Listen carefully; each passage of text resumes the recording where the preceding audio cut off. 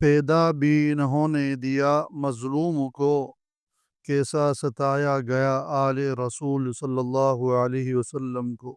الحمدللہ رب العالمین والصلاة والسلام علی سید المرسلین، اما بعد۔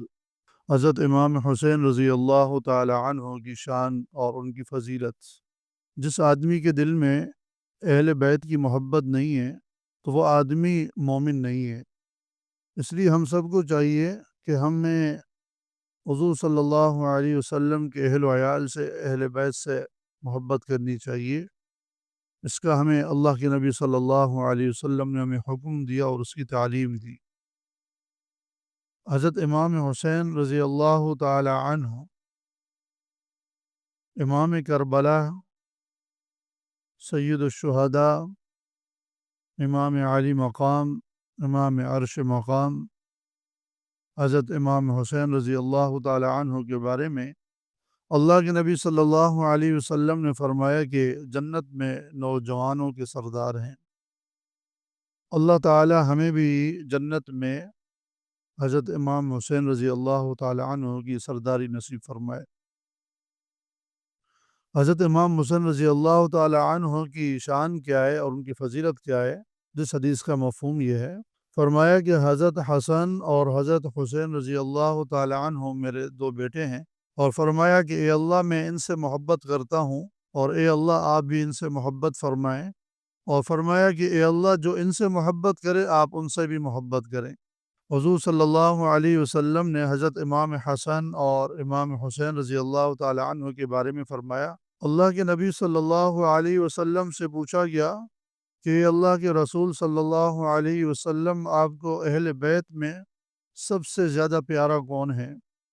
تو اللہ کے نبی صلی اللہ علیہ وسلم نے جواب دیا کہ مجھے حسن اور حسین پیارے ہیں۔ علماء کرام نے ایک روایت میں لکھا ہے کہ حضور صلی اللہ علیہ وسلم نے فرمایا کہ اگر کسی آدمی کو دنیا میں کوئی جنتی دیکھنا ہو تو وہ میرے حسین بن علی رضی اللہ تعالی عنہ کو دیکھے۔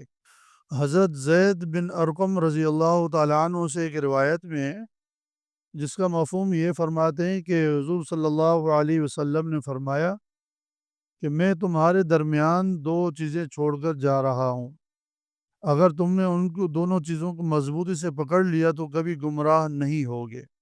وہ دو چیزیں کون سی ہیں؟ فرمایا کہ وہ ایک اللہ تعالیٰ کی کتاب ہے، اور دوسرا یہ ہے کہ میں اہل بیت کو چھوڑ کر جا رہا ہوں۔ اتنی بڑی شان ہے اہل بیت کی۔ اللہ تعالی ہمیں اہل بیت کی سیرت اور زندگی پر عمل کرنے کی توفیق عطا فرمائے۔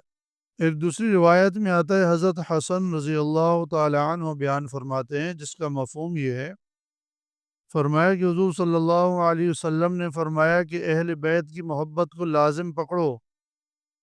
جو آدمی اس حال میں آیا کہ وہ اہل بیت کی محبت اس کے پاس تھی تو قیامت کے دن فرمایا کہ ہماری شفاعت کے صدقے جنت میں داخل ہوگا، ملے گی جنت، پیے گا کوثر، اسی کو محشر میں چین ہوگا۔ نبی صلی اللہ علیہ وسلم کی محبت کریں گے اس سے کہ جس کے دل میں حسین ہوگا۔